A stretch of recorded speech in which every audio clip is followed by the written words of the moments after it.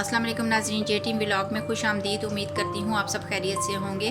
अल्लाह ताला आपको अपने हिफ्ज़ व अमान में रखे, आमीन। आज मैं आपके लिए जो रेसिपी लेकर आई हूँ वो मीठे की रेसिपी है। तो आज मैं आपके लिए गजरेला तैयार करने लगी हूँ क्योंकि सर्दी का सीज़न स्टार्ट हो चुका है। तो ये चीज़ें सर्दियों में बहुत ही मज़े की लगती हैं। तो चले आए अपनी रेसिपी की तरफ चलते हैं। बिस्मिल्लाहिर्रहमानिर्रहीम। ये हमने तकरीबन 2 किलो दूध ले लिया है।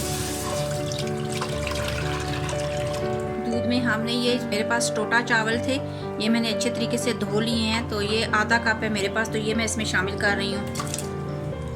ये मैं इलायचियाँ इसमें शामिल करने लगी हूँ। एक उबाल आने तक हम इसको पकाएंगे, फिर हमने इसमें गाजरें शामिल करनी है। फिर बाकी मैं आपको बताती हूँ कि आपने इसमें क्या क्या डालना है। माशाल्लाह दूध हमारा उबलने पे आ चुका है।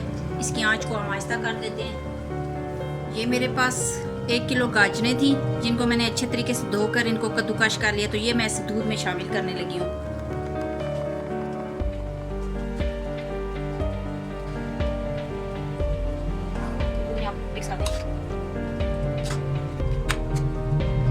ये मेरे पास 1 कप चीनी का है, मैं इसमें शामिल कर रही हूँ।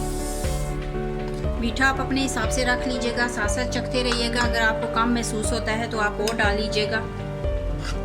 आँच को हल्का आपने कर देना है और इनको पकने देना है। ये देखिए माशाल्लाह से हमारे गजरेले में से आस्ता आस्ता दूध जो है वो खुश्क हो रहा है।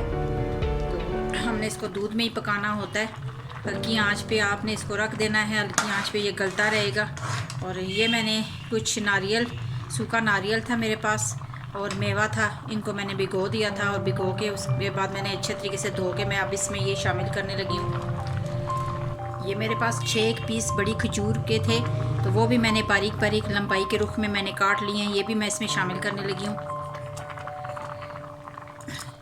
खजूर की वजह से इसके अंदर बहुत ज़बरदस्त टेस्ट आता है। अभी मज़ीद हमने इसको पकाना है। जब तक इसके अंदर से दूध खुश्क नहीं हो जाता तब तक हमने इसको पकाते रहना है। और वक्फे वक्फे से आपने चम्मच हिलाते रहना है ताकि वो नीचे ना लगे। थोड़ी थोड़ी देर के बाद आपने इसके अंदर चम्मच को हिलाना है ताकि वो नीचे ना लगने पाए।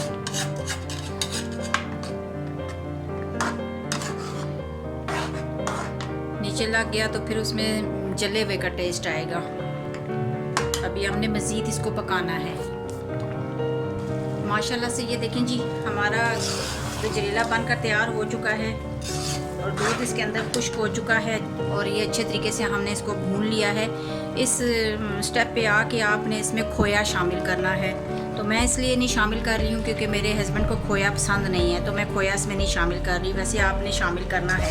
इस स्टेप पे आके आपने इसके अंदर खोया डाल देना है और उसको अच्छे तरीके से बीच में मिक्स कर देना है।